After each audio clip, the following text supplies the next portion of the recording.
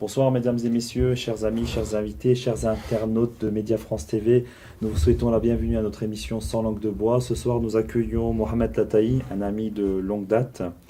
Mohamed est un aumônier musulman depuis 1987.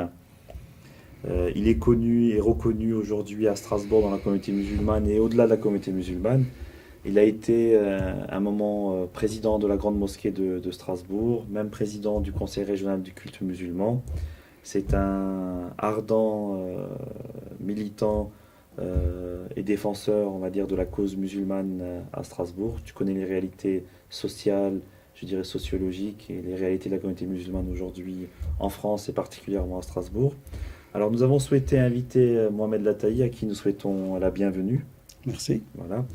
Et je fais une petite parenthèse et j'aimerais juste passer un message en souhaitant un bon ramadan pour ceux qui jeûnent, notamment aujourd'hui. Je sais qu'il y a une très grande majorité de la communauté musulmane, surtout les originaires de Turquie, donc les franco-turcs qui jeûnent aujourd'hui. Ils sont axés sur le calcul scientifique. Je sais que pour les originaires du Maghreb et la communauté maghrébine vont jeûner demain. Donc un bon ramadan à ceux qui vont jeûner aujourd'hui et qui vont jeûner demain. En tout cas, un bon ramadan à tout le monde et une bonne fête dans les semaines à venir et pour la mi-juin. Donc on revient de nouveau à notre sujet d'actualité qui est l'aumônerie musulmane aujourd'hui à Strasbourg. Mohamed, tu es engagé depuis 1987, tu es bénévole quasiment depuis 25 ans et tu es aumônier salarié depuis septembre 2015, donc aux hôpitaux universitaires de Strasbourg. Est-ce que tu peux nous dire avec tes mots et nous expliquer comment tu déclines ton activité? Comment tu entreprends ton activité aujourd'hui d'aumônier musulman? L'aumônerie, en fait, nous, on a utilisé le mot aumônerie pour occuper une fonction qui a été déjà occupée par les catholiques et par les juifs.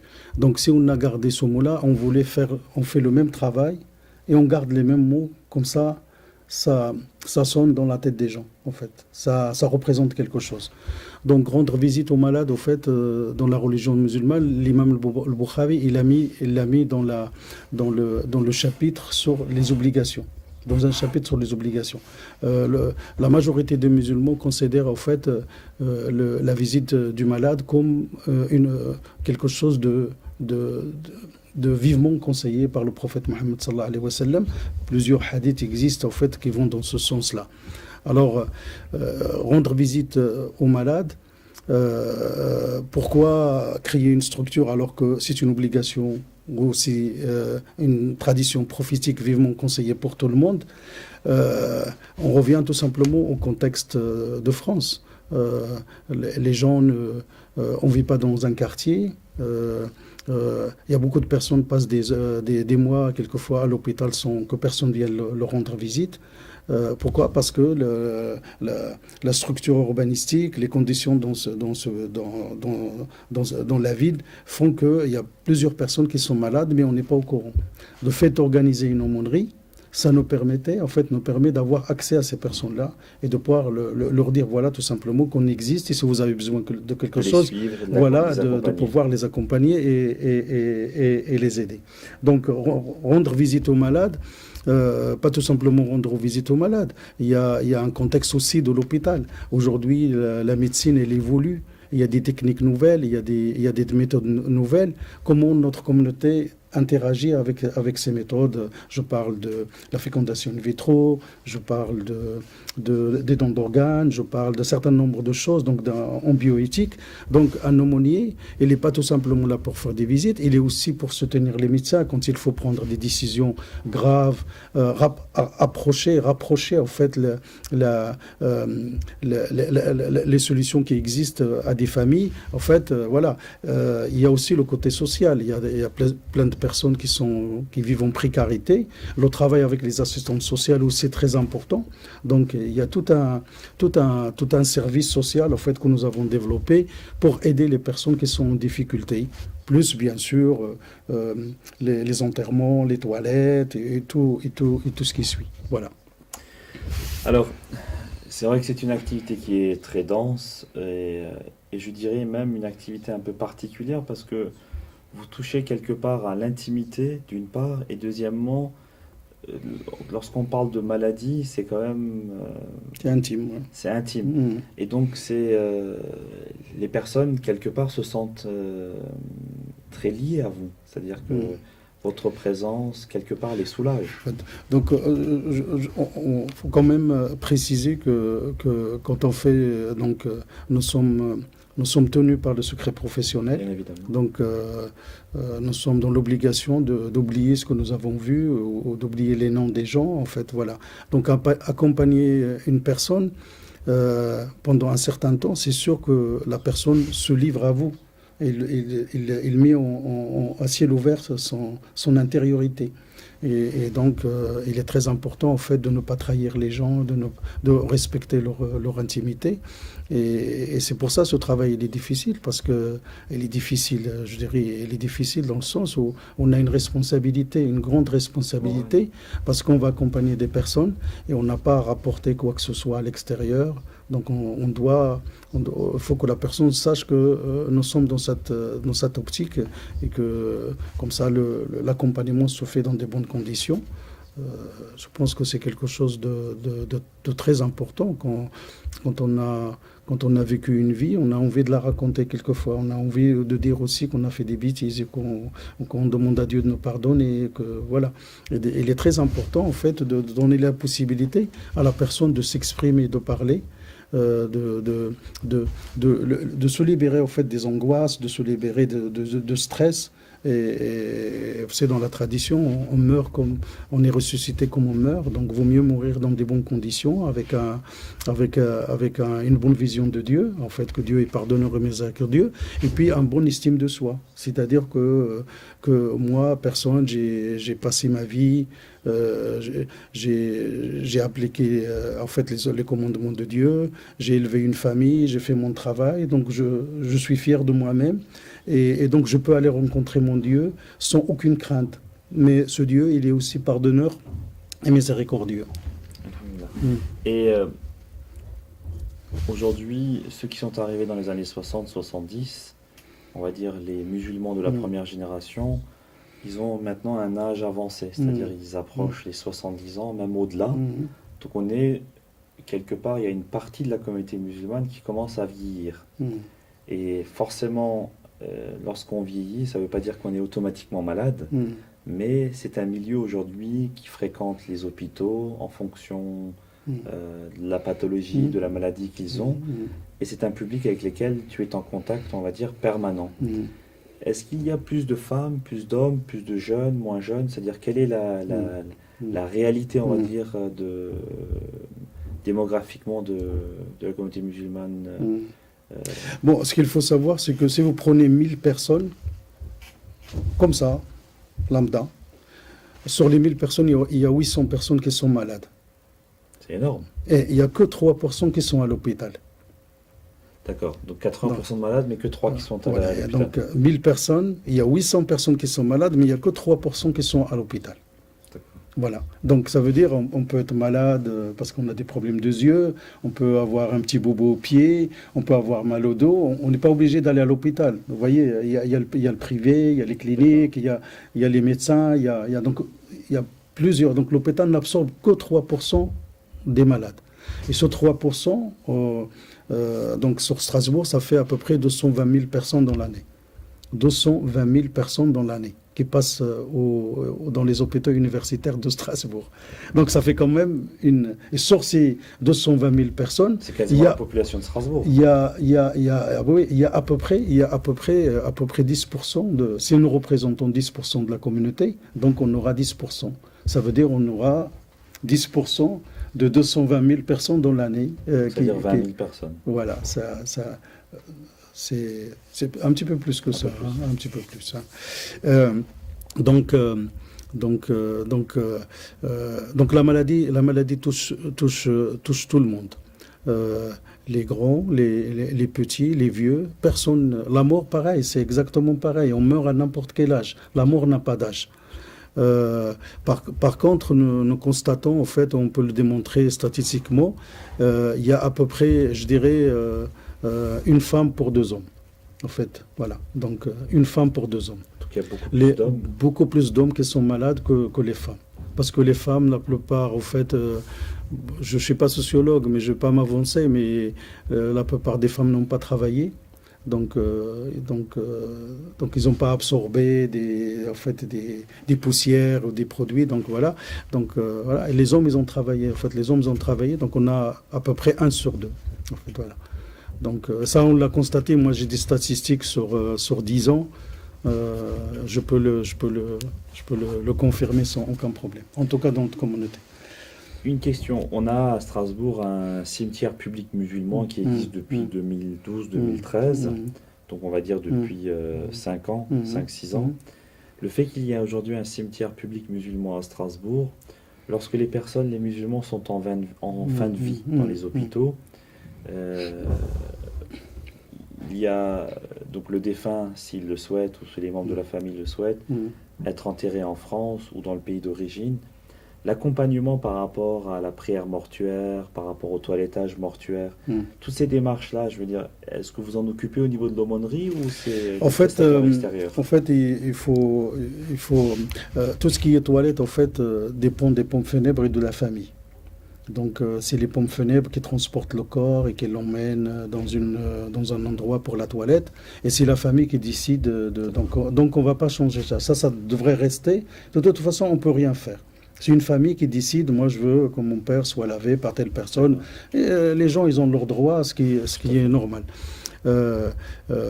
La toilette mortuaire incombe à tous les musulmans. En fait, tous les musulmans, dans toutes les familles, on devrait avoir quelqu'un qui sait faire la toilette mortuaire. Et ça ne peut pas être un groupe qui va monopoliser ce droit.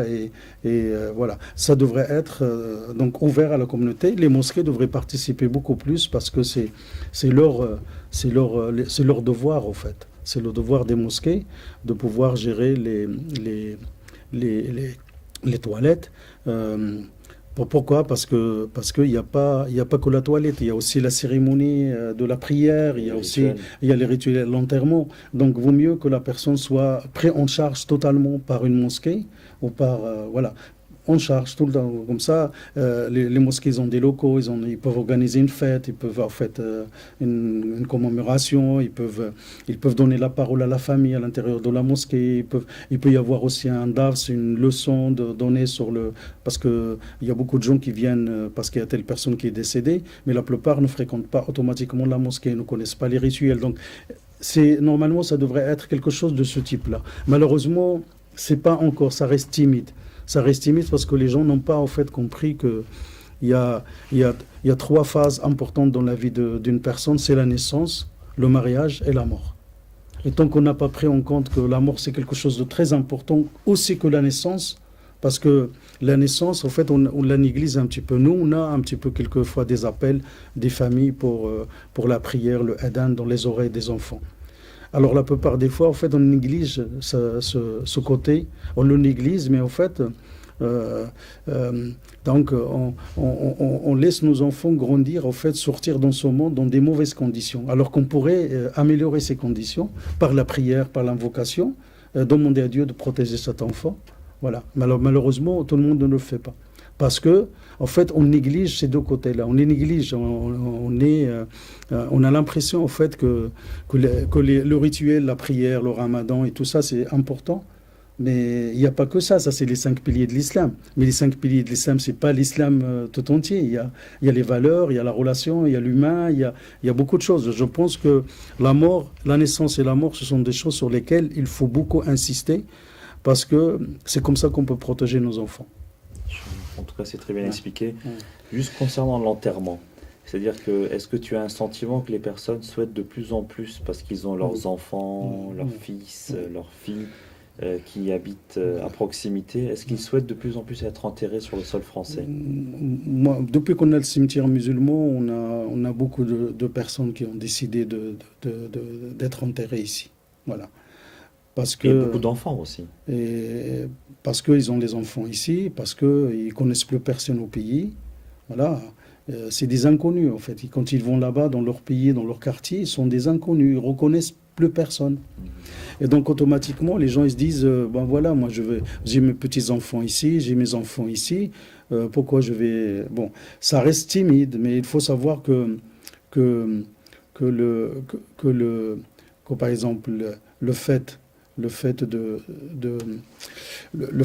s'enterrer dans son pays d'origine, en fait, c'est plus une décision en fait gouvernementale qu'une décision d'une personne.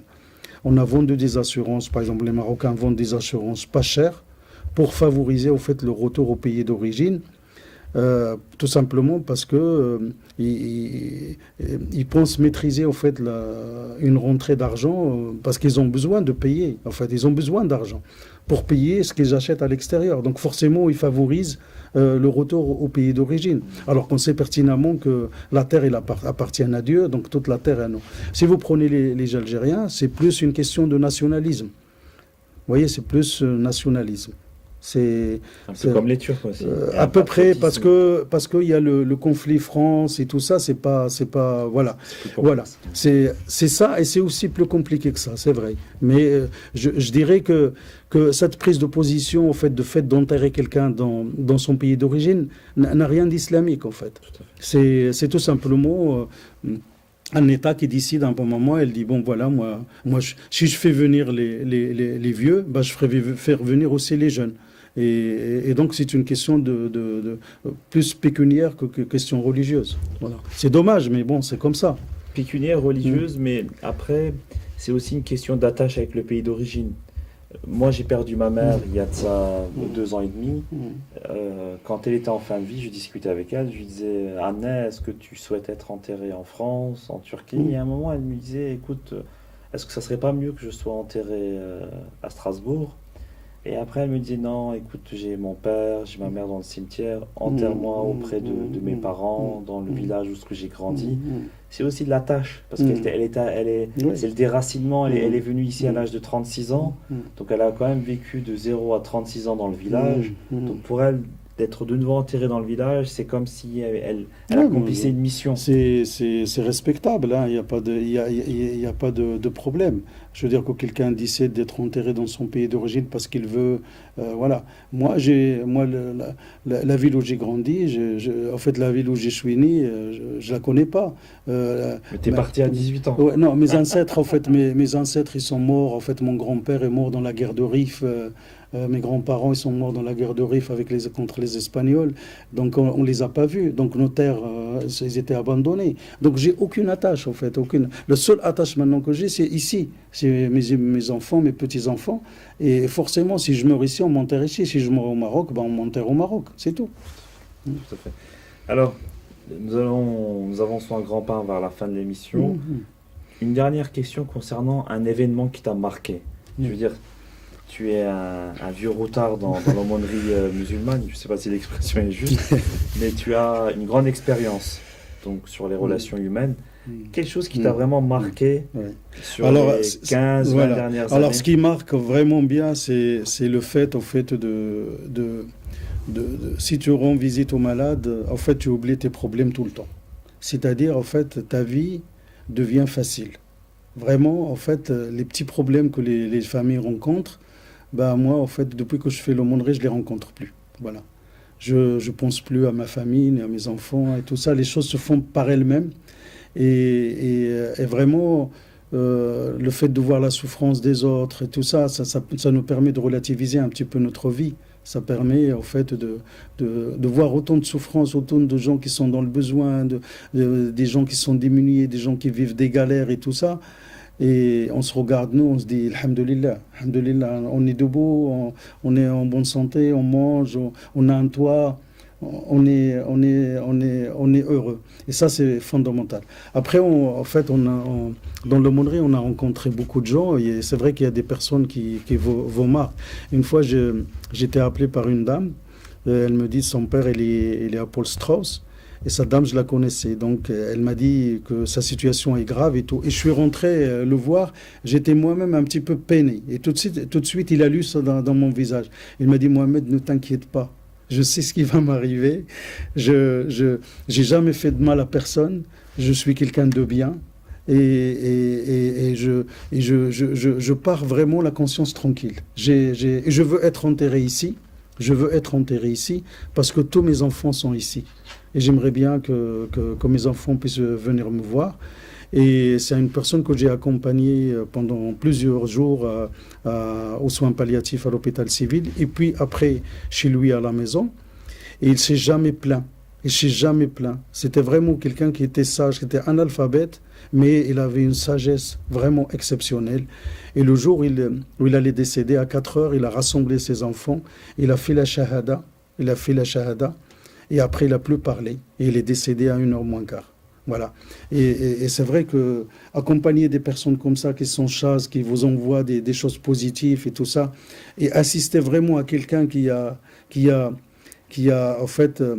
qui a pris le temps, en fait, malgré sa situation, malgré que ça faisait 2 mois qu'il ne mangeait rien, il est devenu comme un squelette, en fait, voilà. Mais il ne s'est jamais plaint, il n'a jamais gémi. Il avait cette capacité, en fait, bon, sa famille s'occupait bien de lui, mais c'est quelque chose, en fait, est-ce que nous, on arriverait à ça? En fait, voilà, dire tout simplement que... je pourrais raconter. J'ai accompagné aussi une personne. Bon, je donnais un cas positif, je pourrais donner aussi un cas négatif. J'ai accompagné une personne et cette personne connaissait le Coran par cœur et c'était un commerçant à Grand-Reux il y a quelques années. Pour les gens qui étaient là il y a quelques années le connaissent. Et cette personne, en fait, j'allais le voir, c'était un Medical Bay. Et je lui ai dit, tiens, on va lire Surat al-Baqarah. Et donc, on commence à lire Surat al-Baqarah. Et puis, à un certain moment, il s'arrête de lire avec moi. Et il commence à parler de sa boutique. Faut rentrer le lait, n'oublie pas les patates, n'oublie pas les tomates. Rentre ça. En fait, ce qu'il a vécu toute sa vie revient au moment de la mort.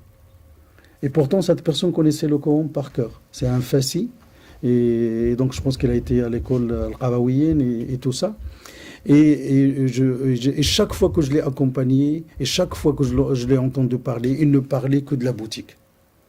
Que de la boutique. Et donc, en fait, nous répétons, en fait, par exemple, on a eu l'occasion aussi de voir quelqu'un qui était en train de mourir et qui disait, comme ça, il disait à son ami Ahmed, ne prends pas le cadre, c'est un tocard. Voilà, en fait, il parlait, au fait, parce que si c'était sa vie quotidienne. C'est pour ça qu'on demande aux gens de faire le tasbih, d'aller à la mosquée, de réciter le Coran. Comme ça, que le jour où on va mourir, c'est ces paroles-là qui vont sortir. C'est pas autre chose. Voilà. En tout cas, c'était des très beaux témoignages. Barakallahu fikoum, on te remercie je t'en prie, y a pas de du problème. fond du cœur. J'espère qu'on aura l'occasion de t'accueillir aussi de nouveau sur ce plateau. Donc c'est un média un peu alternatif que nous avons créé. Ah ben c'est bien. Et voilà. Donc on te remercie de ta présence. Je t'en prie, il n'y a pas de problème. Merci à vous aussi. Et je souhaite de nouveau un bon Ramadan donc, à l'ensemble de la communauté musulmane strasbourgeoise et de France et du monde. Et que tout au long de ce Ramadan, que vos invocations, vos prières, vos dons soient acceptés. Et n'oubliez pas de dire à ceux qui vous sont proches, à ceux qui vous sont chers, que vous les aimez. Et je vous souhaite une bonne soirée et bon iftar aux jeûneurs d'aujourd'hui. Et je vous souhaite une bonne soirée. À mercredi prochain avec un nouvel invité. À très bientôt. Au revoir. Au revoir.